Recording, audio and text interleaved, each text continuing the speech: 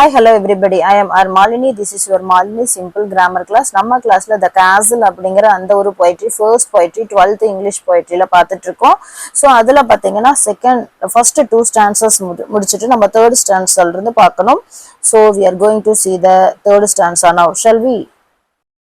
So the castle poetry oda third stanza பாருங்க. The first and the second already நம்ம பார்த்துட்டோம். The first stanzaல பாத்தீங்கன்னா turret wall, அதாவது castle அந்த கோட்டையில இருக்கிற அந்த turret wall வந்து ரொம்ப வந்து சேஃபா இருக்கு.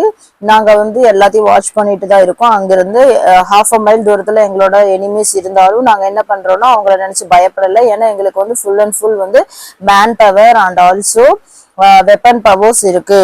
நாங்க அவங்கள பத்தி எதுவுமே நினைச்சு பயப்படல. We have enough food and also load on load, towering battlements, tire on tire நிறைய இருக்கு. Friendly allies, அதாவது எங்களுக்கு வந்து எதிரி நாட்டு அந்த சோல்ஜர்ஸ் வந்து பீட் பண்றதுக்கு எங்களுக்கு நெய்பரிங் கண்ட்ரிஸ் சோல்ஜர்ஸ் வந்து ஹெல்ப்ஃபுல்லா இருப்பாங்க. ஸோ அந்த ரோடு ஃபுல்லாவே பாத்தீங்கன்னா வந்து சம்மர் ரோட்ல அப்படியே இலகு தழைகள் எல்லாம் அழகா இருக்கு. இதுதான் வந்து நம்ம ஃபர்ஸ்ட் டூ ஸ்டான்சஸ்ல பார்த்தோம். So next third one stanza பாருங்க. Our gates were strong, our walls were thick, so smooth and high, no man could win a foothold there, no clever trick could take us dead or quick, only a bird could have got in.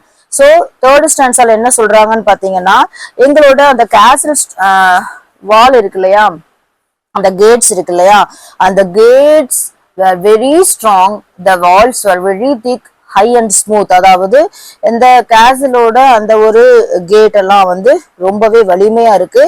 வால் சுவர்கள்லாம் ரொம்ப திக்கா இருக்கு. they were so smooth and high, அது வழுவழுப்பா இருக்குது. So அந்த வழுவழுப்பான அந்த பாதை வழியா no man could win, உள்ள நுழைய முடியாது. ஃபுட் ஹோல்டு தேர், அங்க யாராலையும் நுழைய முடியாது. அவ்வளோ வந்து பாதுகாப்பான இடமா இருக்குதுங்கிறாங்க. நோ கிளவர் ட்ரிக், யாராலையும் வந்து புத்திசாலித்தனமா வந்து ட்ரிக் எல்லாம் பண்ணி உள்ள நுழைய முடியாது.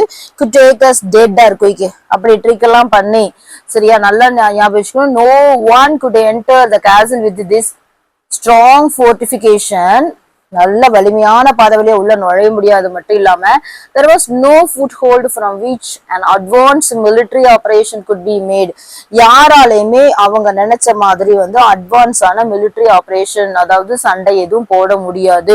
they couldn't be captured either dead or alive, எங்களை யாராலுமே வந்து நாங்க ஒன்னும் உயிரோடவோ இல்ல வந்து பிணமாகவோ எங்களை பிடிக்க முடியாது. definitely couldn't be captured அப்படிங்கறத சொல்றாங்க. so only a bird could have got in, அப்படின்னா ஒரு பறவையால மட்டும்தான் அங்க உள்ள நுழைய முடியும். அவ்வளவு ஸ்ட்ராங்கான அந்த ஒரு வால்ஸ் இருக்கு அப்படிங்கறத ரொம்பவே வந்து அவங்க ஓவர் கான்பிடன்ஸோட சொல்றாங்க. சோ எங்களோட கேட் ஸ்ட்ராங், வால்ஸ் திக்கா இருக்கு, வலுவழுப்பான பாதை வழியா யாராலும் நுழைய முடியாது, எங்களை வந்து உயிரோடவோ பெணமாகவோ தூக்கிட்டு போக முடியாது அப்படிங்கறதான் இதுல ஃபுல் அண்ட் ஃபுல் சொல்றாங்க. இதுல ரைமிங் வேர்ட்ஸ் ரைம் ஸ்கீம் பாருங்க. ஸோ ஆஸ் இட் இஸ் நம்ம வழக்கம் போல லாஸ்ட் வேர்ட் பார்ப்போம். Thick, trick, quick. சரிங்களா? இது வந்து A A A, win, got in, B B. So rhyming words பார்த்தீங்கன்னா thick, trick, quick, win, got in, that's all. so rhyme scheme AB AAB, இதுதான் வந்து third stanza. சரிங்களா? வேற எதுவுமே எக்ஸ்ட்ரா கிடையாது. and பாருங்க fourth stanza, what could they offer us for bait, our captain was brave and we were true, there was a little private gate, a little wicked gate, the wizened warder led them through.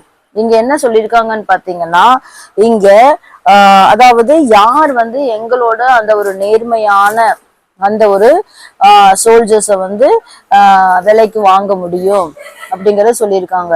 யாரும் எங்களோட சோல்ஜரை விலைக்கு வாங்க முடியும் அப்படின்னு நினைக்கிறீங்களா? முடியாது. எங்களோட தளபதிகள், அதாவது captain was brave and we were true, எங்களோட அந்த ஒரு தளபதி ரொம்பவே வந்து வீரமானவர், நாங்களும் வந்து எப்படி இருக்கோம்னா வெரி வெரி ட்ரூவான ஒரு சோல்ஜர்ஸா இருக்கும், உண்மையா இருக்கும் அப்படின்னு சொல்றாங்க.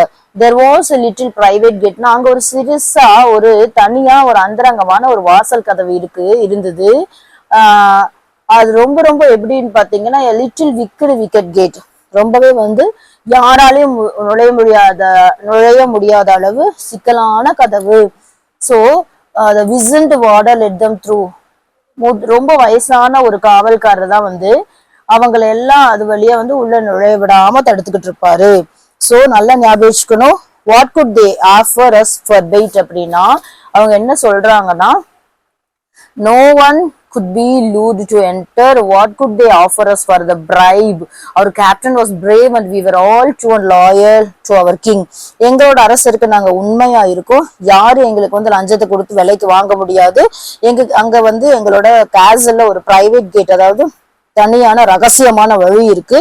சோ பிரைவேட் கேட்னா சீக்ரெட் கேட்னு அர்த்தம். So a little wicked gate, அது பாத்தீங்கன்னா ரொம்ப தந்திரமா யாரும் உள்ள முடியாத அளவு இருக்கும், உள்ள நுழைய முடியாத அளவு இருக்கிற அந்த கதவை ஒரு விசண்ட் வார்டர்னா ஒரு வயசான ஒரு காவலாளி தான் வந்து அது வழியா எல்லாத்தையும் உள்ள விடுவாரு. அவருக்கு போய் லஞ்சம் கொடுத்து அவரை விலைக்கு வாங்க முடியுமான்னு சொல்லிட்டு கேக்குறாங்க. That's all. சோ இதுல பாத்தீங்கன்னா ரைமிங் வேர்ட்ஸ் பார்க்கலாம். Paid, gate, gate, true, through. Okay, so A இங்க B, A, A, B, AB, AAB, இதுதான் rhyme scheme. Rhyming words paid, gate, gate, true, through.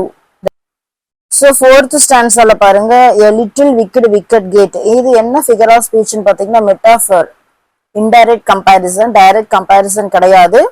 So இது ஒண்ணுதான் இருக்குது. விசண்ட் வார்டர்ங்கிறது வயசான வந்து ஒரு சோல்ஜரை மென்ஷன் பண்ணுது. சரி, அதனால இது வந்து நம்ம ஃபிகர் ஆஃப் ஸ்பீச்ல எடுத்துக்க முடியாது. சோ நல்லா கவனிச்சுக்கணும். So wicked gate only one figure of speech, metaphor. Next பாத்தீங்கன்னா ஃபிஃப்த் ஸ்டான்ஸா தான் பார்க்க போறோம்.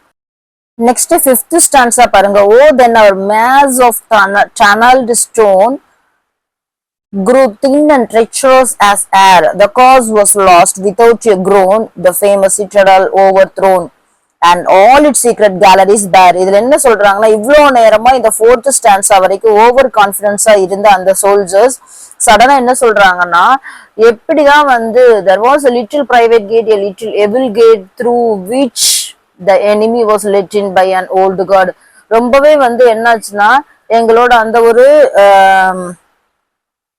ரொம்ப ஸ்ட்ராங்கான, ரொம்ப ஸ்மூத்தான, ரொம்பவே வந்து பாத்தீங்கன்னா திக்கான அந்த வால்ஸ், அந்த ஒரு சீக்ரெட் பிளேஸ், பிரைவேட் கேட் வழியா ஏதோ ஒரு உளவாளி, ஒரு சோல்ஜர் எப்படியோ வந்து என்ன பண்ணிட்டான்னா உளறி கொட்டிட்டான் தங்கத்துக்காக. சோ நாங்க வந்து டிஸ்லாயலா வந்து இருந்த, நேர்மை இல்லாம சின்சியரிட்டி இல்லாம இருந்த ஒரு சோல்ஜரால காத்து வாக்குல போய் எனிமீஸ்க்கு எல்லாத்துக்குமே வந்து எங்களோட அந்த ஒரு கேட்டை பத்தி தெரிஞ்சு நாங்க வந்து கடைசியா வந்து எங்களோட இந்த ஒரு சீக்ரெட்ஸ் எல்லாமே வெளியில கசிஞ்சு இந்த சேவா ஸ்ட்ராங்கா இருந்தோம் அப்படிங்கிற அந்த ஒரு ஓவர் கான்ஃபிடன்ஸை பிரேக் பண்ணி கடைசியா பாத்தீங்கன்னா எங்களோட நாட்டுல ஃபுல் அண்ட் ஃபுல் வந்து அழிவு வர்றதுக்கு முக்கிய காரணம் ஆயிடுச்சு. ஸோ என்ன நடந்ததுன்னு பாத்தீங்கன்னா, கண்டிப்பா நாங்க ரொம்பவே வந்து ஏமாந்து போயிட்டோம் அப்படிங்கறதான் சொல்றாங்க. சோ எங்களோட சிக்கலான அந்த கல் குகை வந்து எதிரிகளுக்கு ரொம்பவே வந்து காத்து மாதிரி அப்படியே மெல்லிசா வந்து சதி திட்டம் தீட்டுறதுக்கும் கிடைச்சிருச்சு. எங்களோட உயர்ந்த லட்சியம், அதாவது அவங்க வந்து எங்க நாட்டை எப்படியாவது காப்பாத்துவோங்கிற லட்சியம் காணாம போயிடுச்சு. ஸோ புகழ் வாய்ந்த கோட்டை இருக்கு இல்லையா, அதாவது citadel, the famous citadel overthrown அப்படின்னா அது எல்லாமே வந்து பாத்தீங்கன்னா அடுத்தவங்களால வந்து வெற்றி கொள்ளப்பட்டது அப்படிங்கிறத சொல்றாங்க. அண்ட் அதோட ரகசிய அடுக்கல் எல்லாம் இப்ப வந்து வெறுமையா காணப்படுதுன்னு சொல்லிட்டு சொல்றாங்க. And all it secret galleries பிரேர்னா அந்த ரகசிய அடுக்குகள் இருக்குல்ல அதெல்லாம் வெறுமையா இருக்கு.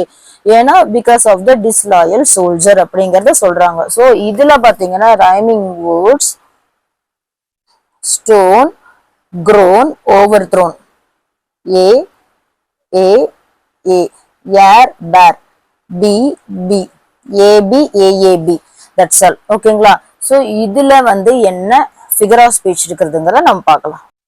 ஸோ ஃபிஃப்த் ஸ்டான்ஸால ஃபர்ஸ்ட் லைன்ல பாத்தீங்கன்னா மேஸ் ஆஃப் டனல்டு ஸ்டோன் இருக்கு இல்லையா, இது வந்து மெட்டாஃபர், இன்டைரக்ட் கம்பேரிசன். அதாவது சிக்கலான கட்குகை, ரொம்பவே வந்து பிரைவேட் ஏரியா இருக்கு இல்லையா, அந்த ஏரியா பத்தி சொல்லும்போது இது போல அப்படின்னு டைரக்டா சொல்லாம இன்டைரக்டா சொல்லியிருக்காங்க. ஸோ ஃபர்ஸ்ட் லைன்ல பாத்தீங்கன்னா அது வந்து மெட்டாஃபர். அந்த செகண்ட் லைன்ல பாத்தீங்கன்னா grow thin and treacherous as air, காத்து போல பரவிடுச்சுன்னு சொல்றாங்க இல்லையா, டைரக்டா ஆஸ்ங்கிற வேர்டு கொடுத்துருக்காங்க. ஸோ இது direct comparison, simile. The first one metaphor, second line simile. That's all. ஓகேங்களா. நெக்ஸ்ட் பாத்தீங்கன்னா ஃபிஃப்த் ஸ்டான்ஸா முடிஞ்சு Sixth stanza. How can the shameful tale be told? I will maintain until my death. We could do nothing being sold. Our only enemy was gold and we had no arms to fight it with. அதாவது இந்த மாதிரியான கேவலமான துரோகம் பண்ண story எப்படி நான் சொல்ல முடியும்? நான் என்னோட இறப்பு வரைக்குமே அதை மறைச்சு வச்சிருப்பேன், யார்கிட்டையும் சொல்ல மாட்டேன். அது மட்டும் இல்லாம என்னோட நாட்டை தங்கத்துக்காக ஒருத்த விலை பேசி வித்துட்டான், அந்த எனிமி கண்டிப்பா தங்கத்துக்காக தான் இதை பண்ணனா, அவன் துரோகி அப்படின்னு சொல்லிட்டு அந்த துரோகத்தை இந்த ஆயுதங்களால எதிர்த்து போராட முடியாதுங்கிறத ரொம்ப சோகமா சொல்லியிருப்பாரு. அவ்வளவுதான் சிக்ஸ்த் ஸ்டான்ஸா. இதுல told, sold, gold rhyming words, death and with another set of rhyming words. இதுல ரைம் ஸ்கீம் பாருங்க, ஏபி ஏஏபி, எல்லா ஸ்டான்ஸாலையும் ஏபி ஏஏபி தான் இருக்கு. சரிங்களா, அவ்வளவுதான், இதுல வேற எதுவுமே இல்லை. ஸோ இந்த கேசல் ஸ்டோரி ஃபுல்லாவே ஒரு லஞ்சத்தால ஒரு நாடே எப்படி கைப்பற்றப்படுதுங்கிறதான் சொல்லியிருக்காங்க. ஸோ நெக்ஸ்ட் கிளாஸ்ல நம்ம என்ன பார்க்க போறோம்னா, இதுல எப்படி எல்லாம் கொஸ்டின்ஸ் கேட்கறாங்க, அந்த கொஸ்டின்ஸோட அந்த ஒரு 1 mark questions and also 5 mark questions எல்லாமே டீட்டெயிலா பேராகிராஃப் கொஸ்டின்ஸும் பார்க்க போறோம் and paraphrase பார்க்க போறோம். That's all the today's class. Thank you all of you, always support me.